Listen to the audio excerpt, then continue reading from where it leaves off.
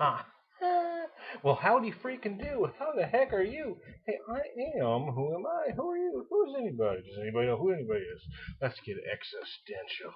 Uh, I am the Beer Whisperer. How the heck are you? Hey, so I'm going to do something a little different right now. And I just lost my thing here. I can't even, it happens. I found my thing. Ah, there it is. Anyways, I digress. Hey, it's not always about beer. This is Drinking with the Beer Whisperer. Sometimes Beer Whisperer drinks different things. This is Larceny Bourbon. The Beer Whisperer does like bourbon.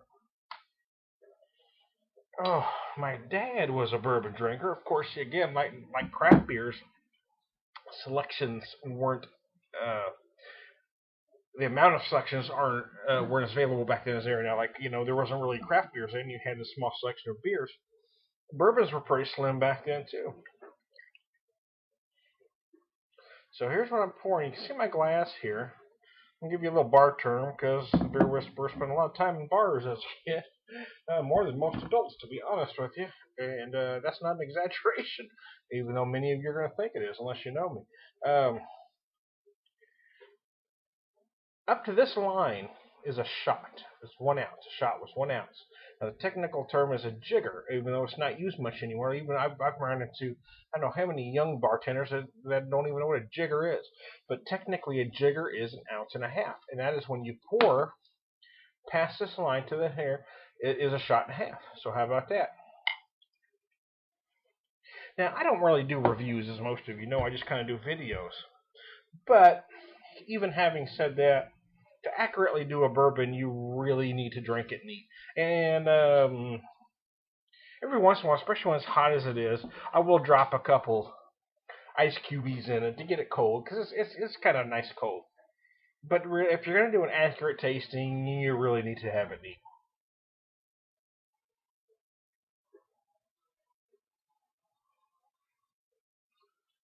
Oh, nice. Well, as you can see there, if you're watching me in any capacity, I really wasn't making a face. That means it's a relatively smooth bourbon. I did read their website before I poured this here. I actually did a written review on it, and now I did the video. But I'm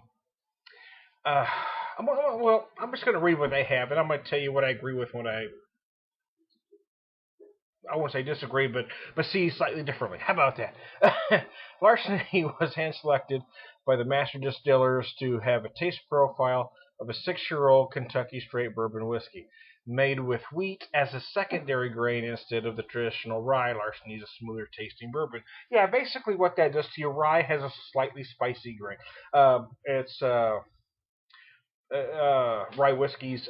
You'll see it in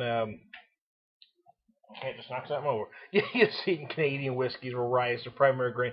It is spicier. Corn is sweet, rye is spicy. It's a nice balance. But this one uses wheat, and what that does is in place to that spiciness, what you get is a little more sweetness. A different kind of sweetness. Let me say this: a softer sweetness. So let me read their description here. Bright new copper. I don't know. I mean, I'm slightly colorblind. I'm not sure I'd call that bright new copper, but what the hell, you call it whatever you want. Aroma: fresh bread and toffee with a note of butterscotch. Yeah, they're pretty right on there. Taste: buttery caramel, honey notes with rich mouthfeel. Yeah, they do have that, but I think they're missing some things. When I did my written, I also noted that it had um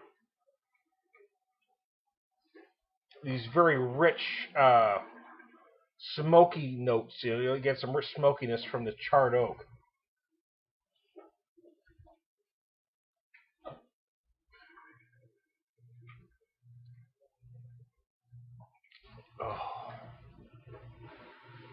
Oh.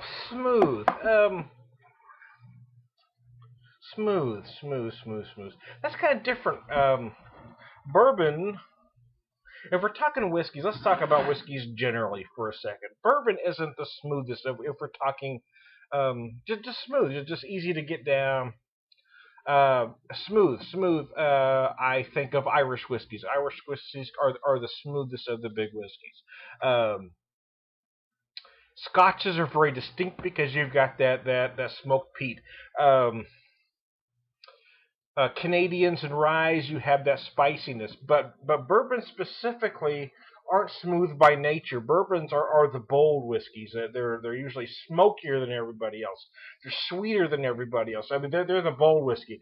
If you've got big palate, and there are a lot of cheap bourbons that do, So I'm not talking. I'm talking about the good bourbons like this one, and even higher end, more smaller batch bourbons. But bourbons in general, when they're done right, not saying some of them aren't smooth. I'm just saying smooth may not be the best word to describe a bourbon because bourbons are about bourbon in nature. The nature of the whiskey is about being bold.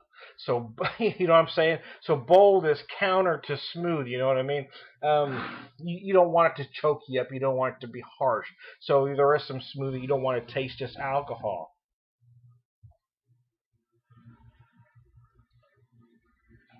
But when I think of bourbons, the first word that comes to mind isn't smooth. It's bold. It's rich. It's decadent. It's smoky. And that's why you drink good bourbons because you get those things. I mean, for a long time, bourbon was kind of the stepchild whiskey. After Prohibition, because most Irish distilleries shut down. Scotches stayed in production because they anticipated the Americans would go back to drinking. Well, of course we are. We're Americans. Uh, Some bitch. Everybody should have figured that shit out. I'll tell you that right now. But Scotch was ready, and that's why Scotch became the big kind of wealthy whiskey here in America. Bourbon started being produced rampantly, quickly, and cheaply. Bourbons became kind of that working class whiskey. I don't think that's the case anymore. There are so many good bourbons, and even bourbons like this are affordable. This runs in most places about 27 a bottle. I picked it up for 21. It is a darn fine whiskey, especially for that price. Considering that I recently picked up an unaged whiskey that is nowhere near the quality of this for about the same price. I mean, it doesn't have near the complexity, the flavor. Anyway, they're getting by the romance of the style for a minute. But a whiskey like this is beautiful. Oh, excuse me.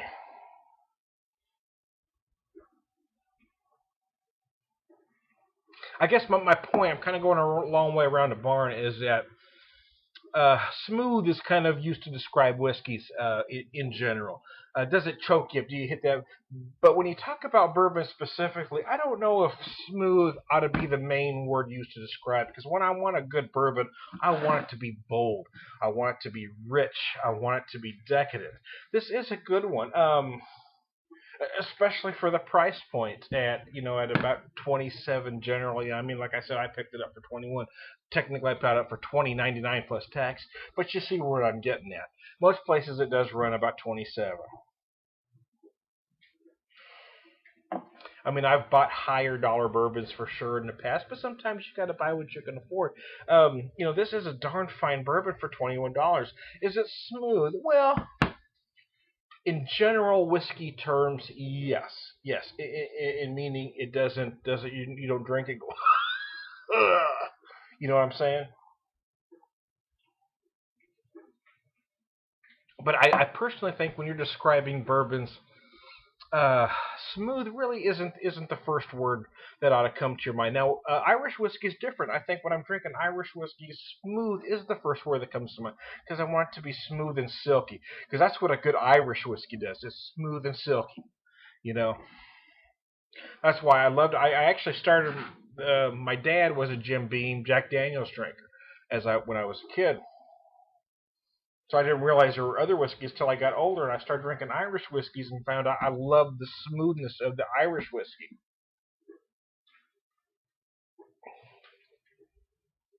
But then over about the past decade, I suppose, as small batch bourbons started becoming more popular, I started gravitating back to the bourbon, or drinking more bourbon. I still drink a lot of Irish. I never really. There's a few scotches that I like. I certainly like the Macallan quite a bit. I love the 12, 15. The 10 oak was good. But I am a bigger fan of the Irish whiskey as opposed to the Scotch because, again, I love the smoothness of the Irish. Here's one I picked up, Millar's, which I haven't drank yet, to be honest with you. I haven't popped it yet. I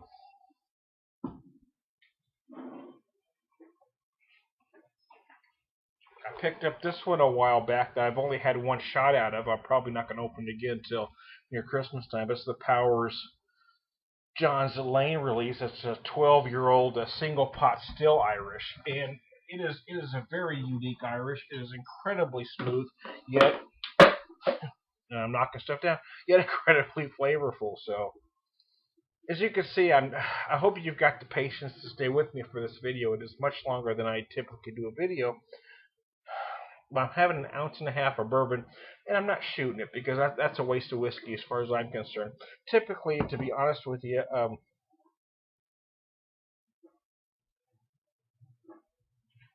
I'll drink this a tad slower than I am now, probably over about 30 minutes, to enjoy it. And sometimes I even pair it with a good beer. A whiskey like this, I probably want to pair it with a nice decadent porter or a stout or something dark and rich. So I'm going to run this video longer than usual. I hope you got the patience to stay with me. But again, aroma, I am getting everything they mentioned here, which was fresh bread and toffee with a note of butterscotch. But I'm getting other things as well. I'm getting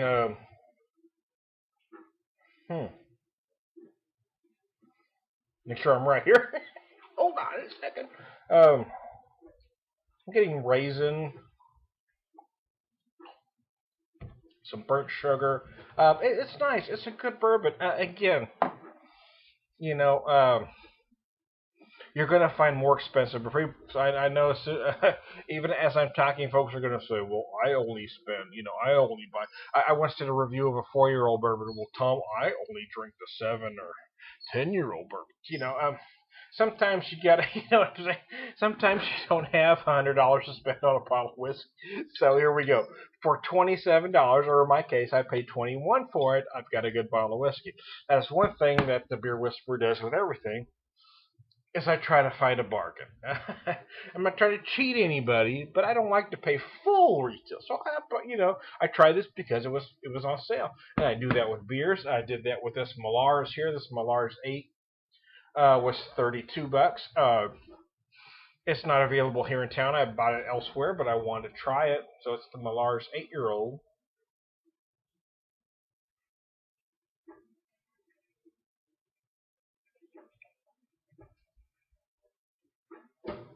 So there you go. Yeah, you know what? I mean, if you watch me through this whole time, I really didn't make a face, so it's not a hard to drink bourbon. It does require that you have a palate to understand it. Some people. I mean, I'm not saying this to insult anybody by any means. It's just kind of the facts. Not everybody has the same palate. Not everybody has a big palate.